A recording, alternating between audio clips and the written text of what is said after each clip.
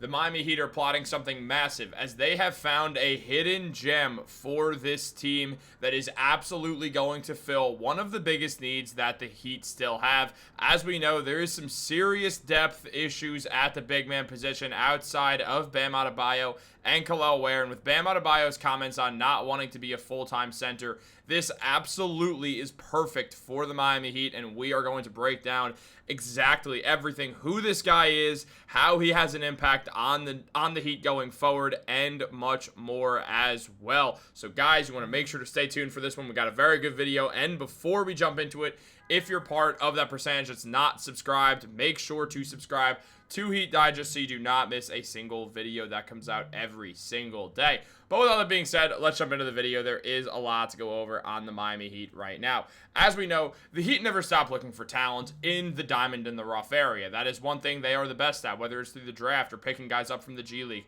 They've been very successful at it for the past couple of years. I mean, we've seen Caleb Martin ball out. We've seen it with Gabe Vincent, Max Strus, Haywood Highsmith. We've seen them do this time and time again. It's just what the Heat do. They're able to find guys who they can develop into specific role players, and it's always worked out perfectly. Now, going into this season, we know that Eric Spoelstra is going to have a battle ahead of himself. Outside of the man he's in this photo with in Kel'el Ware and Bam Adebayo, there's not a lot of center depth on this team, meaning one injury to a big man would be detrimental to Miami. And we know that right now they don't have the salary cap to go out there and really do a lot without going into the luxury tax, and that implicates Terry Rozier. But Rozier is eventually going to get moved on from, and when we look at everything surrounding this Miami Heat team, it's very important to note for the squad that the Heat, they really do need another big man on the roster, and they need another big man on the roster as soon as possible. Now, there has been some noise about one specific big man returning to the Miami Heat, and I did do a full video on that, so make sure to go check that one out, while we also will talk about it a tiny bit in this video also. But what we have to go over right now has been revealed by Ian Begley, who said after a strong showing in Eurobasket with the Israeli national team, Maccabi Tel Aviv power forward center Roman Sorkin has garnered interest from the Portland Trailblazers, New York Knicks, and Miami Heat, according to multiple sources. Sorkin, under contract with Maccabi Tel Aviv, was one of the best bigs in EuroLeague this season. Now, as Sports Illustrated mentioned, as for the Miami Heat, they were recently linked to the former second-round draft pick, Precious Achiuwa. While it seems the Heat are likely to keep Achiuwa, waiting for a while to see if they could bring him on, the recent New York Knicks forward doesn't seem to be a high-priority target for Miami, considering they've reportedly taken a liking to Sorkin. Now, if Sorkin either decides to sign with the Trailblazers or the Knicks, the Heat will likely bring back Precious Achiuwa. Achiuwa recently bought a house in Miami and is about to turn 26 years old. He has the perfect chance to go back to the Heat, add more big man depth, and he was decent last year. He put up 6.6 points, 5.6 rebounds, got an assist.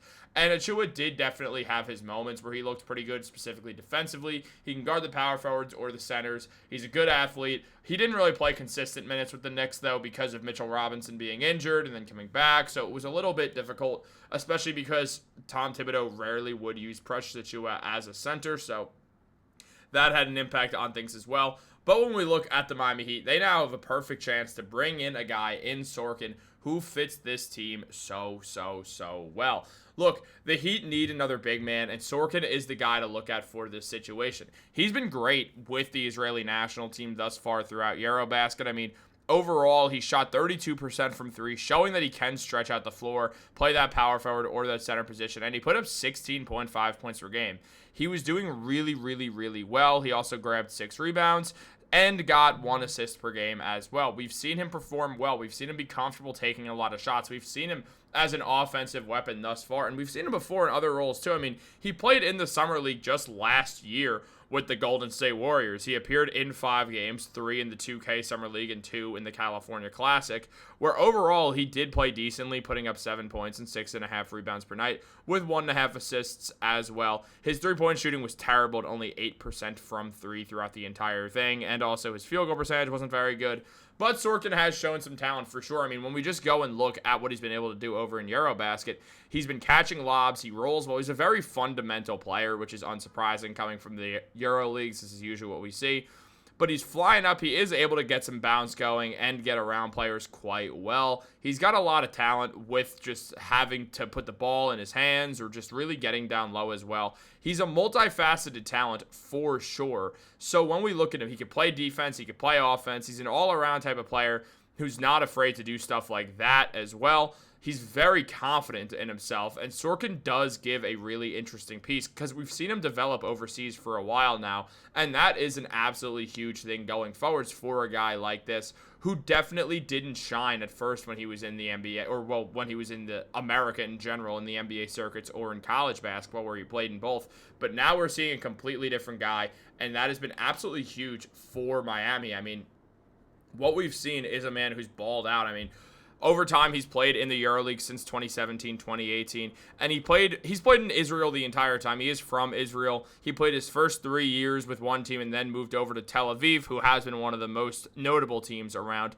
where he's really started to see a minutes increase, and he's put up decent points per game. He struggled at first with Tel Aviv, but then put up 11 points and then 13 points per game, continually getting better and better. And now at 29 years old, he's in the prime of his career, and this is his real chance to get over to the NBA. I mean, we've seen this recently. We saw Gershon Yabusele get signed by the Philadelphia 76ers and then get that deal with the Knicks after he played well in the Olympics just a year ago. So now seeing this, it makes sense. Now, Sorkin did also play at the college level for 4 years with Oregon, starting in 2014, so around a decade ago, but he didn't really play a ton. He only appeared in 8 games for Oregon in the 2014-15 season and averaged 1.6 points per game with a rebound as well in 4 minutes of action. He never got more than 6.7 minutes, or well, he got 8 minutes of action. His senior year, he got 6.7 when he started 2 games, but he was never really someone who had a whole lot of attempts. His best year was that final season, probably. He was solid as well in his junior year. I mean,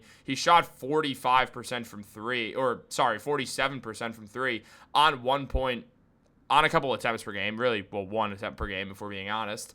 But it was one of those situations where that was probably his best season, where he also shot 93% from the free throw line and put up 3 points per game, and also put up 3 points per game in his next year as well, where his shooting numbers did go down a little bit and his minutes went down. He was someone who rode the bench for the most part for 4 years and then went back to Israel, where he did become a professional player and continued to get his name out there and grow. And I mean, it's great to see a guy like that who's now trying to get back to the NBA. We always root for stuff like that. And the Heat, they need more big man depth right now, man. I mean, they got Bam, they got Khalil Ware, who are likely going to spend some time on the court together. And that only leaves Jovic, who's really not a center. He's more of just a forward. He can play the 3, he can play the 4, he can play the 5. He's very versatile. And then outside of that, there's Vlad Golden and I guess Kashad Johnson, but there's not really other bigs on this team. So I think Sorkin, his best fit is the Miami Heat, because he's got a ton of room here to really play. The Portland Trailblazers are doing something where they're trying to see if they could start a unit of 5 centers between having Hanson Yang now and then also having, picked a center the year prior and Donovan Kling. And also Robert Williams is still on that team. So they're going to go 3 centers and 2 point guards with Dame and Drew Holiday. I know that's not actually the lineup they're going to use. But it is interesting to see how this is all going down. Sorkin's best option is the Miami Heat, considering how they know how to develop players like this. And also at the same time, he would walk into a role where he could likely get some minutes instantly. Guys, do you want to see this happen? Let me know in the comments down below. Thank you so much for watching, as always. Like this video, subscribe, turn on post notifications. Have a great day. I'll catch you later.